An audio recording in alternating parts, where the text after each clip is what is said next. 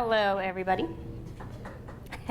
Mine is called Where to Begin, and I can't say so much that it's an innovative topic, but it's my story on where I did begin with technology and maybe some things that I hope to share to inspire you. So a month or so ago, Tim invited us all to speak on a technology topic that would interest you. And I don't know about you guys, but sometimes work and life kind of seem to be going 100 miles an hour, and coming up with something really good just kind of, is slightly difficult, right? And so mine kind of came to me when I should have been sleeping at night, as most of my ideas do. And so I've got 20 minutes to share my thoughts and reflections with you, hoping that this year, as you guys are on your campus, when our ITS group, like the group that I'm with, when we extend our hands to say, we're here for you, we want to help you out with integrating technology, that you'll take our hands and kind of join us and trust us, because I promise you we're trustworthy people. So technology has been here, and it's here, right, for a good amount of time. It's not going to go away. It's not a fad. It's always changing. And I think, honestly, it's super exciting. And there's no doubt that our kids are engaged when we use it the right way. And so I'm going to emphasize the right way, okay? Just handing it to them is not necessarily using it the right way. Did you guys know it's 2013? I have to say that I really realized this the other day when I was signing a car loan. The finance manager, he said, when the car is yours in 2019, and I kind of took a step back like, oh my gosh, 2019? That's 6 years away, which means 2020 is only 7 years away. Kind of bringing things into perspective, because I never thought 2020 would come, but it's coming, right? So why that fixation on the year? Well, because like I said, it's 6 years away, and in 6 years, my daughter, who's a kindergartner, will be in middle school, and the devices that we use now and we consider incredibly innovative, like the iPad and the iPhone and the iTouch, those things are going to be ancient. They're going to be old, and we're going to have different laptops and different technology. It's just going to continue to advance. So just kind of thinking about that, did you guys know that the Apple App Store is only 5 years old? It just celebrated its 5th birthday. And it didn't exist 5 years ago. So if you have an app that you're using constantly, checking 10 times a day, or a game that you're playing over and over again, just think it wasn't there 5 years ago. So imagine what's going to be here 5 or 6 years down the line. It's going to continue to change. So as students, so are students passionate about what they're learning? Are they creating with the same kind of tools that they might have in their own home? Because a lot of them have these things, right? And a lot of times they hear, well, my kids don't have them, so it's not so much of a big deal. But if they don't have those technologies in their house, are we giving them the opportunity to use the tools that we have available in the classroom? Even if it's not the iPad or the iTouch, are we letting them use what we currently have in our classroom? Are we preparing them for the future, for now, not for the way things used to be? So I just want to kind of bring up a little story. This year, when I was working with all of my campuses, I ran into this first grade teacher with those really old Macs in her classroom, the colored ones, right? The ones that you can't update Flash on anymore. Well, she had 4 with her first grade class, and she said, Karen, I need your help. I can't get Flash on these computers, and the techs won't support them. They pretty much say when they die, but this is all I have. This is it, right? Instead of just like letting them collect dust, she decided to put her word wall above those computers and let the kids create and maybe like practice some of their words and put them in sentences. So she actually used them instead of just letting them sit there and saying, well, this is too old, I can't use it. She decided to give them an experience. And I can tell you from going to campuses that have classroom sets of iPads, or even one set for the entire campus, her classroom got more experience using those 4 really ancient Macs than the classes that never ever tried to check out a set of iPads, or tried to use the one iPad that was gifted to them at the start of the year and not even letting their students just try with it. So even though she had really old technology, those kids got something out of it. Okay, so our job as teachers, right? We teach the standards, and as we do this, we try to make connections to the real world, and I think technology is the real world. People use it at home, they use it for entertainment, to accomplish tasks, to be creative. People who have it seem to love it, and my hope is that students will love learning as much as they love technology, and to love school because it's different in a good way, all right? So I felt sad a couple years ago. I was sitting in the audience like you guys, listening to someone talk to me, and he quoted a student who said, whenever I go to class, I have to power down. And so I started wondering, well, when did this kid say this? What year was it? Well, as I kind of did my research, I found out that this kid was quoted back in 2007. 6 years ago. That's a long time ago. So he thought he had to power down in school 6 years ago. So I'm wondering how our students feel now. And I think back to Earl Yeager's topic. He was talking about the gamification of the classroom. And if you just think about it, our kids are playing lots of video games, right?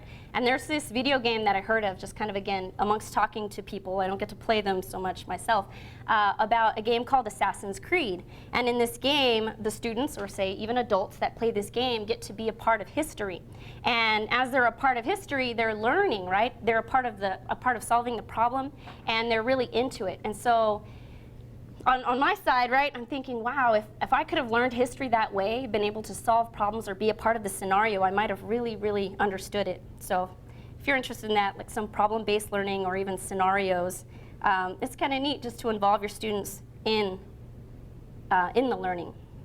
So let's excite our students and encourage creativity and a love for learning and show students that they can be the best that they can be, because it's going to be 2020 and 2030 in no time. And it really shouldn't be. School should not be the place to power down. So I'm going to now tell you my confession, my beginning. I started teaching 11 years ago, and it was back in 2002. I had the IBM computer in my classroom, and I didn't use it for much. And my kids probably just used it for a CD-ROM game that I had, bought at Scholastic, you know. And I just created my newsletter that would go home, and that's pretty much all I used that computer for. It had Integrate Pro on it. Do you guys remember that? I didn't use it because I didn't know how to use it, and I didn't take the time to use it to save myself a lot of time. I stayed up all night long averaging grades 2 times, 3 times, make sure they were perfect, and then handwriting all of those progress reports. So I just want you to know that I've been there where I didn't utilize the technology or maybe even really get it. So I even had someone connect my computers for me. I didn't even know how to connect them. I was kind of scared that some sparks would fly from the wall if I put them in the wrong place.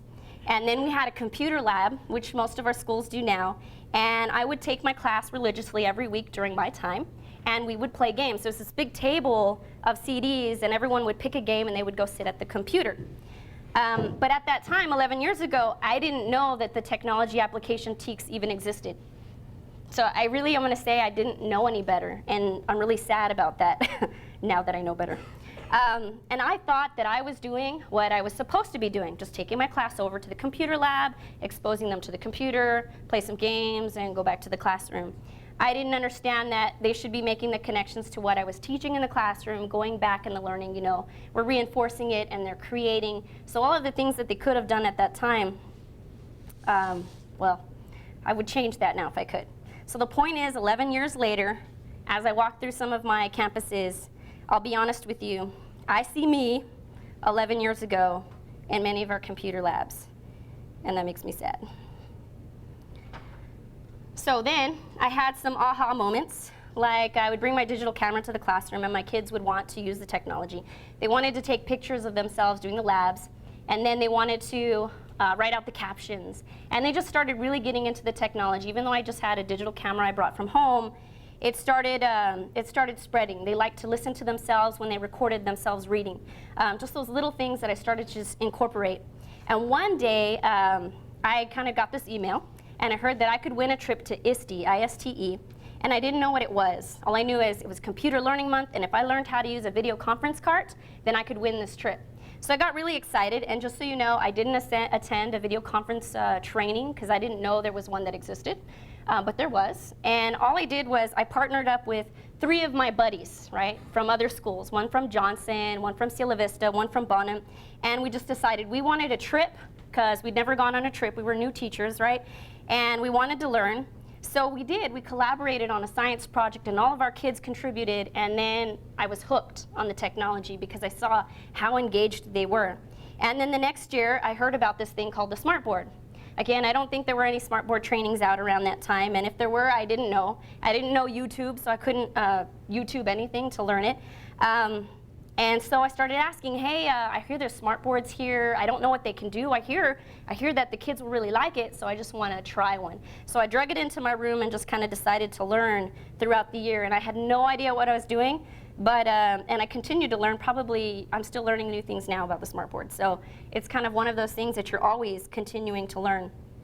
And my kids were so into it that when I put it away for the 1 month that I was prepping for our writing tax, every day, when are we going to use the smartboard? How come we're not using the smartboard? Why aren't we using the smartboard? And it's because I just didn't really understand how to integrate my smartboard with my writing at that time to get them. So, you know, we kind of learn as we go. So, what do I think would help you if you're kind of beginning with technology? Well, number one is to have a, you know, we meet as PLCs, right, professional learning communities. And so within your school, have a community of teachers, maybe if it's not that grade level you meet with or your team that you meet with, but a group of teachers that you can talk to, or a PLN, a professional learning network. And so as I got started, I started following teachers on Twitter. And I started friending teachers that were friends of my other teacher friends that I knew could do some really cool things with technology. And not even just technology, science or math, whatever I was teaching that I wanted to learn a little more about. And I started asking questions and just kind of learning from them. So build a network of teachers or even other professionals that you can bring into your network. And then I asked a lot of questions. If you know me, I ask a zillion questions. I know my guys know that I work with. I ask a zillion questions because I don't know everything, and I don't feel as smart as they are, right? I think they know everything. And so I ask a lot of questions. I remember for video conferencing, Ashton Graham was here in our district, and so I probably called her a zillion times. I probably annoyed her. But after a while, when you ask questions, you learn who not to ask. And you learn who will keep teaching you, because we're lifelong learners, right? So I knew who to go talk to, who to ask questions to, and I was never scared to just ask. And after that, you learn to start sharing. I kind of became this cheerleader for technology in my grade level. I started running over to the teacher next to me, might have annoyed her too.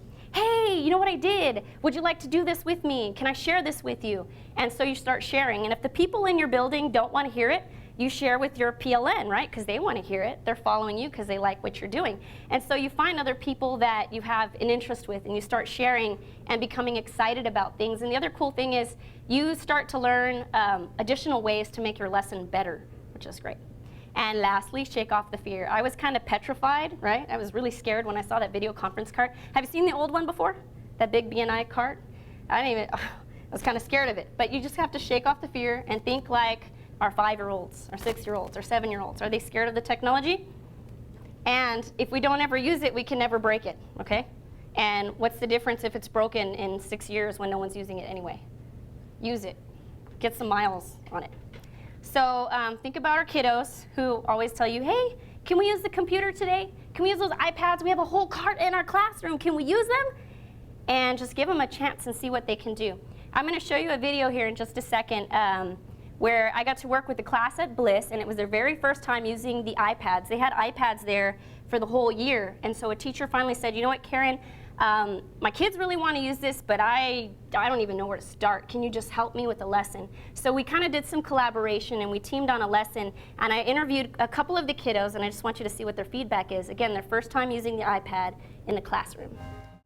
My favorite part was when we got the pictures off of the Dropbox, and then we saved them, and then we started to crop the pictures. Pull the corners so I can take some of the characters out and leave only the ones that I want in it. And then I can put crop and save, and it's just him now. This is actually my first time using an iPad. I felt great. Yeah? I was surprised that we can also put pictures and, well, that's mostly it. She said that was her very first time ever using an iPad. So had it not been for that one lesson we did as a class, she never would have had the chance to just experience using the iPad. And she was just so excited about how easy it was. I get to bring in my pictures, I get to choose the background. And they were using this app called Story Buddy so they could write a story. And she was even able to record her voice and then share that story with the rest of her class. Okay, so why? Because there are TEKs. So if any of you guys, like me 11 years ago, I didn't know that the technology application TEKs existed, and they did, even when I graduated from high school. They existed. They're out there, and you want to check out those TEKs for your grade level and just kind of take a look at them. Big eye-opener.